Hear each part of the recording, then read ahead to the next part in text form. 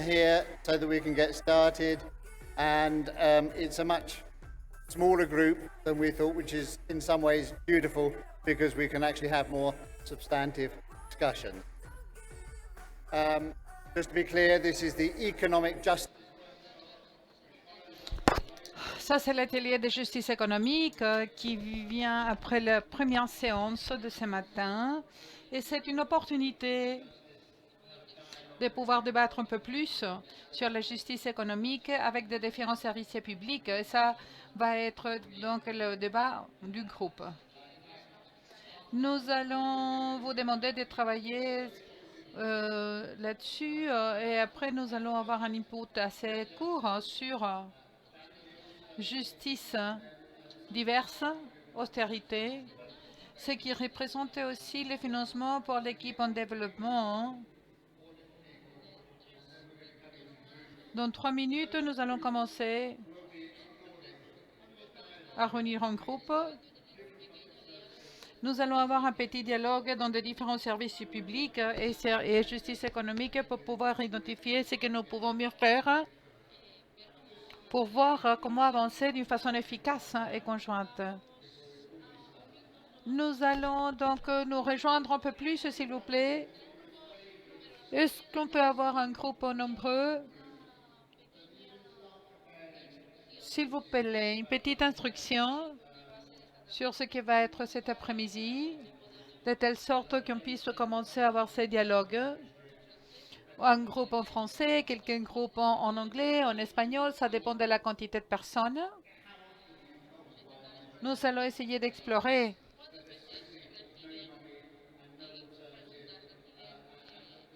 combien de fois vous recevez des questions et des inquiétudes et combien de fois on vous a demandé de chercher comment utiliser l'argent pour explorer un peu les différents défis dans le domaine financier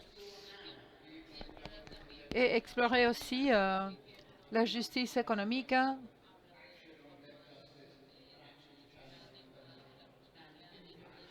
Et comment on parle de la dette aussi et quel est l'impact que représentent les différents services financiers. Nous allons entendre aussi quelles sont les expériences que vous avez eues et qui fonctionnent pour les services publics. C'est-à-dire, quelle va être votre expérience avec cet agenda de justice économique, ce que nous pouvons faire de façon conjointe.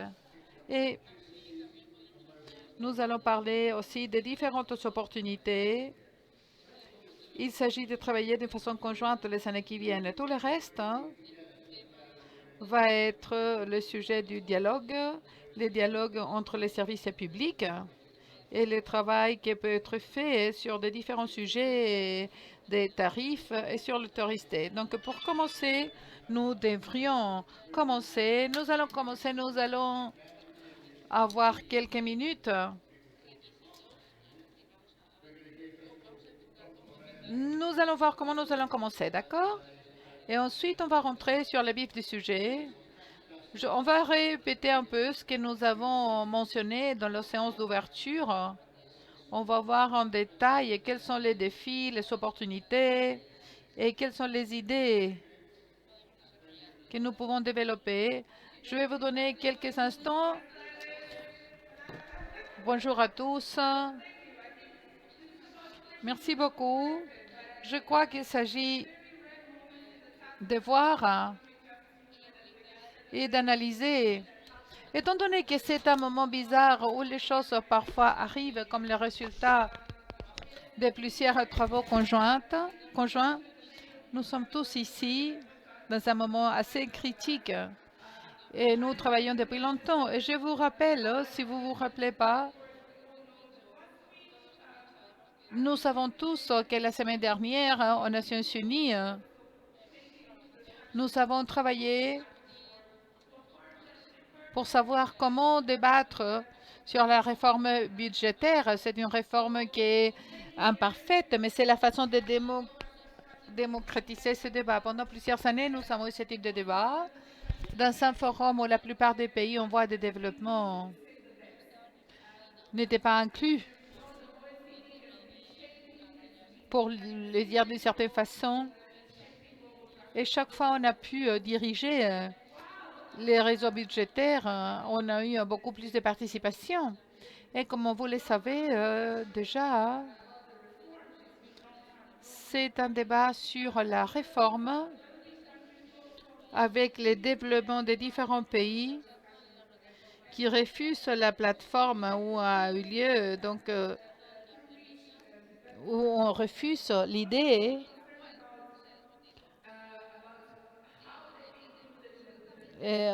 l'idée de débattre sur ces sujets. Nous allons voir comment tout ça a été inclus dans les différentes négociations dans le cadre de la OCDE, comment les pays en voie de développement ont été laissés à l'écart de ces débats au lieu d'être là au premier plan.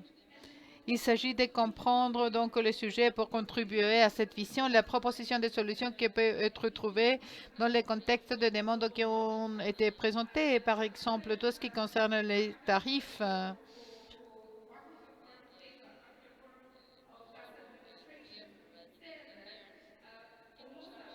Les forums, les gouvernements, l'administration qui nous dit que pour la plupart des pays, les tarifs budgétaires représentent 25%. Et ça, c'est un minimum, quelque chose qui présente l'OCDE.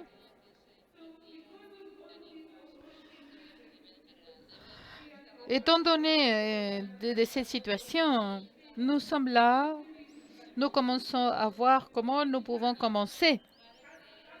Parce qu'il faut croire que ce débat doit être démocratisé. Et grâce à des différents mouvements, nous pouvons voir comment les Nations Unies agissent. Il y a beaucoup plus à faire dans un espace beaucoup plus petit. Mais chaque pays a une voix à savoir comment se développent les différentes choses. David. Merci, David.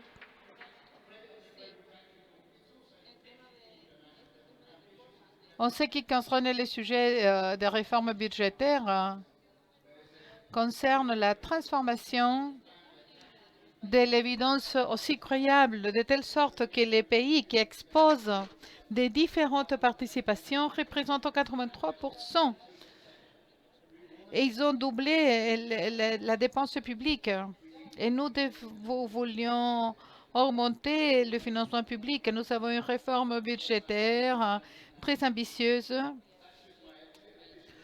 Second speaker, I think we're going to Nous allons parler aujourd'hui de la dette pendant 3 minutes. C'est comme ça?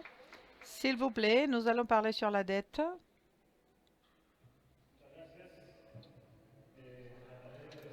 Merci beaucoup. Je vais essayer de résumer donc ce qui concerne un problème aussi systémique comme la dette extérieure et intérieure aussi, la dette publique. Nous savons que c'est un problème qui se trouve dans le système qui ne va pas être résolu s'il n'y a pas de changement dans le système financier. C'est pour cette raison que nous parlons d'une nouvelle architecture financière lorsque nous travaillons des sujets comme la dette.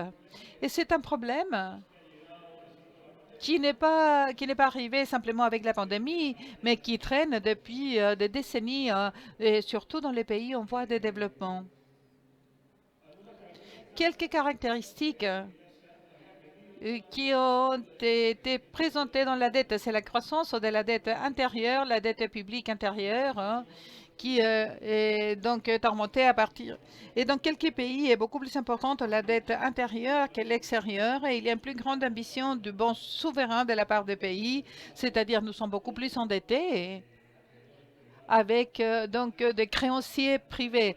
Avant, la plupart de la dette était une dette bilatérale, mais maintenant, nous sommes beaucoup plus endettés avec les privés. Et ça crée une série de problèmes. Ensuite, l'intervention des Fonds monétaires internationaux, c'est important aussi de prendre en compte. On avait vu les cas comme de l'Argentine, pays qui ont des accords avec les fonds monétaires et même ainsi, nous n'avons pas pu résoudre les problèmes et même les aggraves et même le rôle de la Chine. Bon, la Chine a beaucoup plus de présence dans des pays qui reçoivent des crédits de ce pays. Nous avons aussi Dans le contexte de montée du taux d'intérêt, nous avons un problème qui est beaucoup plus important parce que ça vraiment fait que les paiements de la dette soient beaucoup plus chers. Aussi, les taux de change, les devises perdent la valeur dans les différents pays et lorsqu'on doit payer en dollars, la dette extérieure, ça devient de plus en plus difficile. Nous savons donc que ces facteurs que la dette sur le budget, les services de dette par rapport au budget public soient beaucoup plus importants dans ces contextes. Et bien sûr, ça nous ramène des problèmes d'austérité à cause de la priorité qui est donnée à la dette. Les pays doivent prendre des mesures d'autorité, prendre des règles tributaires strictes pour ne pas s'endetter au-delà de ce qui a été engagé et ne pas dépenser dans ce qu'on devrait vraiment dépenser, c'est-à-dire les droits de personnes, la protection sociale, etc. Et tout ça rapporte des problèmes plus importants maintenant que jamais.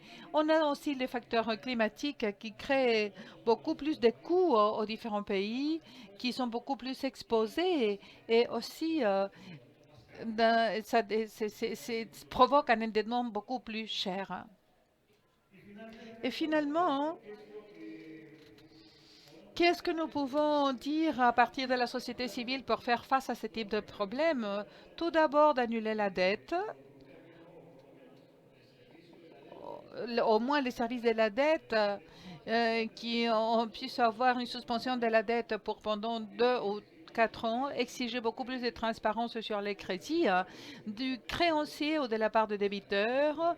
Alors, les assurances des crédits aussi, voir comment reformuler ce système. La deuda. Des processus de restructuration de la dette de façon indépendante, opportune, transparente, dans le cadre des Nations Unies. Et ici, il y a le processus de financement pour le développement et la conformation d'un club de débiteurs qui serait important dans les pays du Sud global, surtout.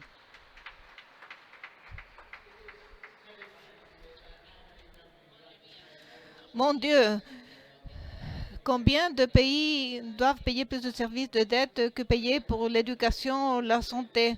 C'est vraiment inacceptable que cette dette du Sud global soit en train de se renforcer les unes avec les autres, que les gens doivent payer, et ça multiplie par 3 les capacités de service public des gens. La dette du Sud global, celle du climat, on ne peut pas tolérer. J'attends sincèrement. On pourrait voir comment avancer, mais étant donné qu'on ne peut pas le faire maintenant, j'espère qu'un jour, on arrivera. Il faut alors se repositionner toujours avec l'aide du Fonds national, du Fonds monétaire international.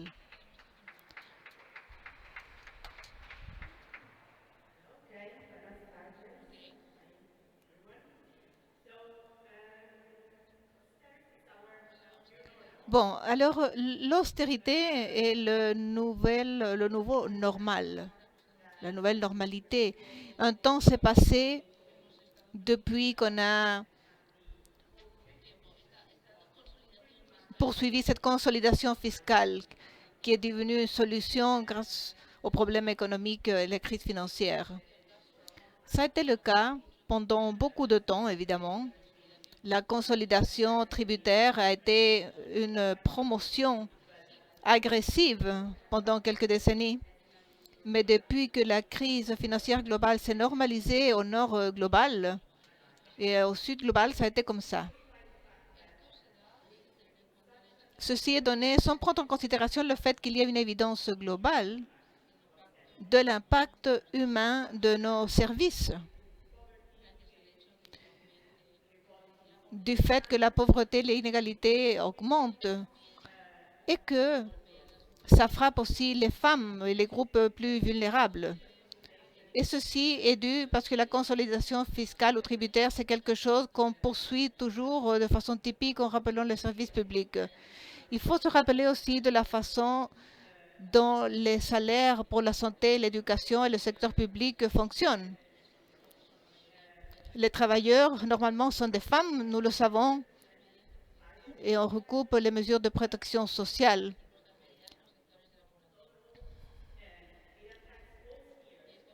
Ceci affecte toutes les sphères de la société.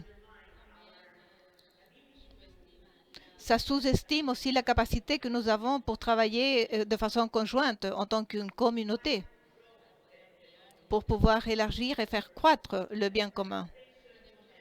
Nous avons la privatisation, nous avons l'individualisation de nos vies, et maintenant, tout ceci, toute cette tendance a plusieurs raisons d'être. Mais il y a eu une promotion énorme de la part des institutions financières telles que l'UMS et la Banque mondiale, parce qu'on l'a fait pendant des décennies comme ça. La Banque monétaire internationale a des programmes de prêts et de conditionnalité. Et aussi, pendant quelques années, ça n'a pas été le cas, mais à plusieurs reprises, depuis l'année 2012 en avant, on a été en train de parler de l'importance du service public. Dans les recherches, beaucoup d'organisations qui se trouvent ici dans la salle ont essayé de les laisser de côté pour cette raison. Et en fait, ils continuent à travailler pour la promotion de cette condition d'austérité. Avec le Covid du 2019, ce fonds international a commencé un nouveau système de prêts et un nouveau concept d'austérité.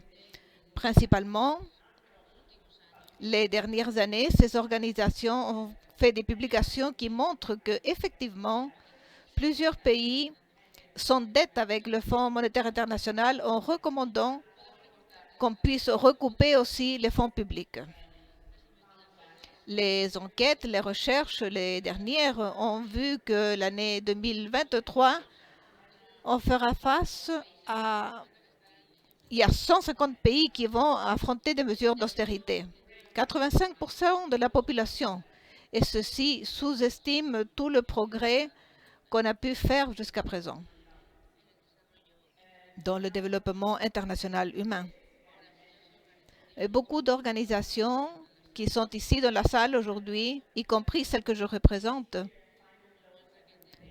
nous montrent que cette année, on a lancé une campagne qui cherche d'unir tous les efforts réalisés à niveau global, international, pour pouvoir lutter de façon à créer une austérité en termes de lutte de politique, mais aussi pour essayer de trouver un récit qui poursuivent vraiment cette austérité. Et la seule solution qui est possible pour démontrer qu'il y a différentes alternatives. Je termine mon intervention, mais je veux quand même vous dire que c'est un rapport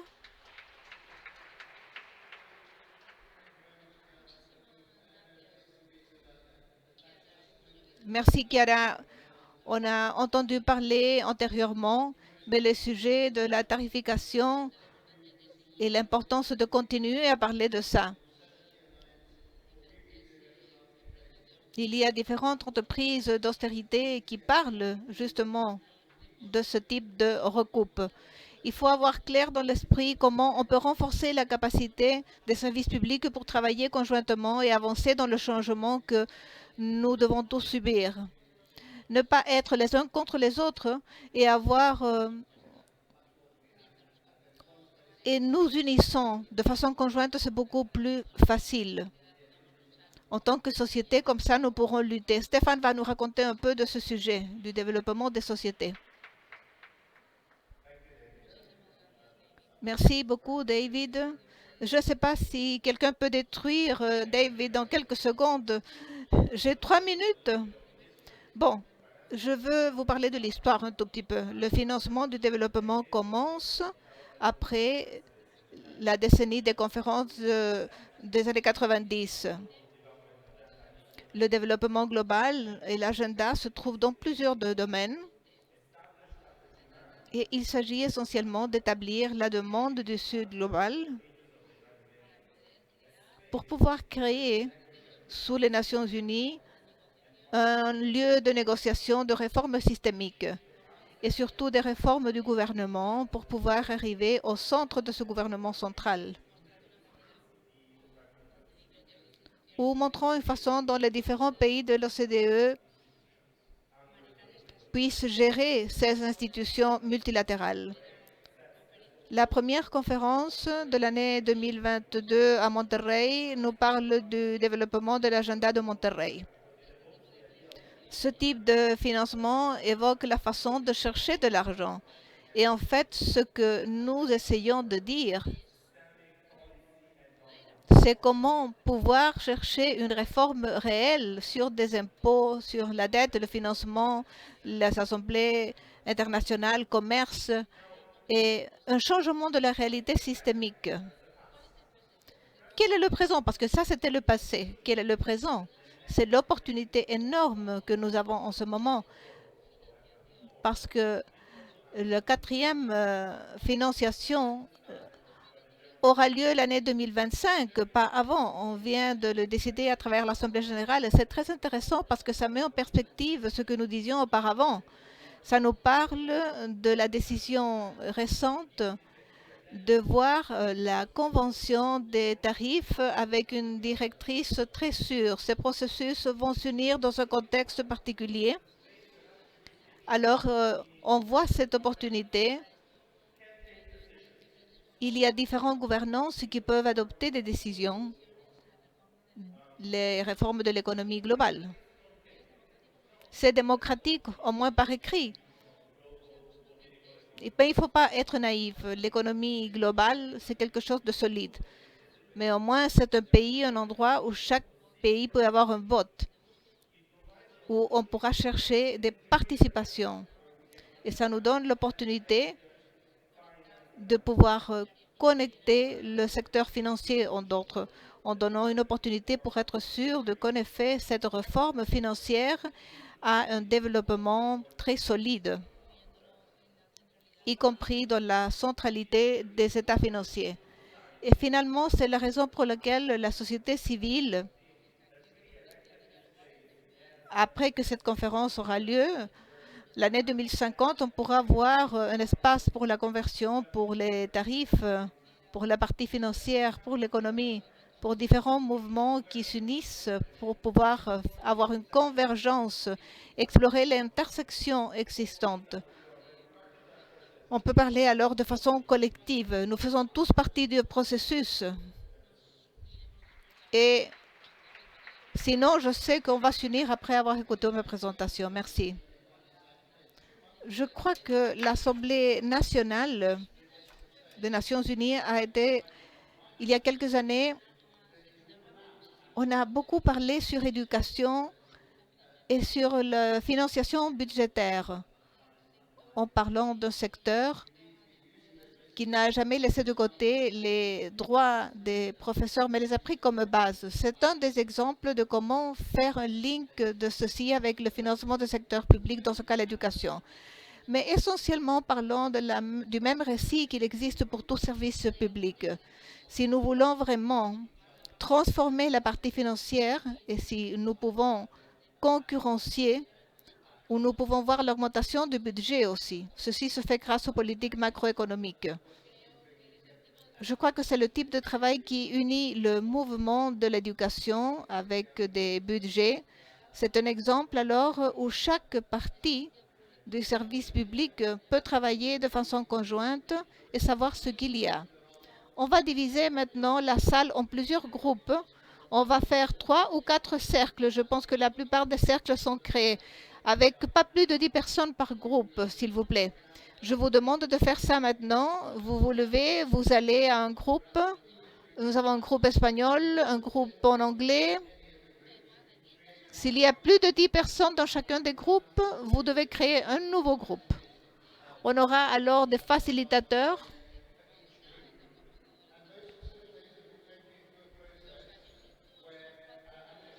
Les facilitateurs vont parler d'un processus et on va voir quelle est l'existence de cet agenda. Comment nous pouvons travailler de façon conjointe en essayant d'unir les services publics qui vont au-delà des demandes collectives. Demandes collectives des services publics. De cette façon, les budgets seront actifs pour tout le monde. C'est un moment unique où nous pouvons nous unir avec cet agenda. Alors, je vous prie de vous lever. Trouvez votre groupe de travail constitué par 10 personnes. Je crois que l'espagnol ici, s'il y a plus de 10 personnes par groupe, on va diviser le groupe par deux. Nous avons le français de ce côté-ci, des groupes en anglais derrière. Et comme je vous dis, s'il y a plus de 10 personnes dans le groupe, vous pouvez créer un deuxième groupe. On aura une discussion qui va durer 1 heure. Alors vous pouvez entrer dans le détail de votre expérience, parler des différents agendas de travail. Vous devez partager de façon honnête et sincère l'un des défis pour améliorer ce qu'on pourra faire dans le futur. À la fin de la séance, on va écouter tout simplement un petit rapport, un petit résumé de ce que vous avez accordé. Il s'agit du dialogue dans le groupe seulement. Il s'agit d'avoir une discussion significative entre vous et les services publics. Je crois que le groupe d'espagnol est trop grand. Il faudra le diviser. L'anglais, c'est OK. Je vais me taire maintenant et je vais vous donner le pouvoir de continuer. Chaque groupe doit avoir une personne qui va prendre note.